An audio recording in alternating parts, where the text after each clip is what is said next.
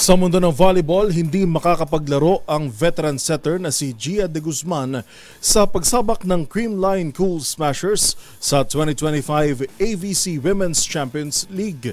Kasalukuyan pa kasi ito naglalaro para sa Denso Air Beast sa 2024-25 season ng SV League sa Japan. Ang mga detalye sa report ni Billy Borja.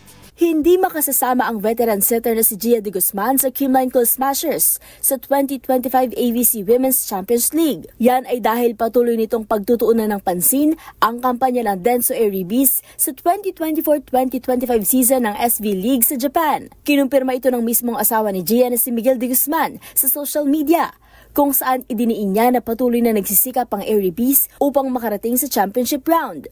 Matatapos kasi ang kanilang season sa Mayo, habang ang Women's Champions League ay gaganapin sa April 20 hanggang 27 sa PhilSports Arena. Sa kabila ng hindi paglalaro ni Gia sa AVC Women's Champions League, patuloy pa rin ang suporta ng Creamline Cool Smashers sa kanyang kampanya sa Japan.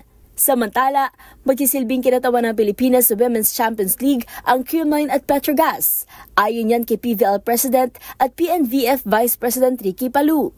At habang hindi inaasahan ang paglalaro ni de Guzman, nananatili pa ring malabo kung makalalaro ang import ng Creamline na si Erica Staunton.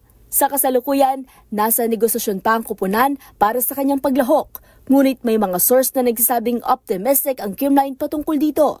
Malaki ang naging ambag ni Staunton sa pagkuha ng Creamline ng 2024 Reinforce at Invitational Championships, kung saan nagkamit sila ng Grand Slam. Bukod dito, bukas ang Creamline sa karagdagang 2 pang-import para palakasin ang kanilang pwesto sa Champions League. At yan ang mga latest updates sa mundo ng sports.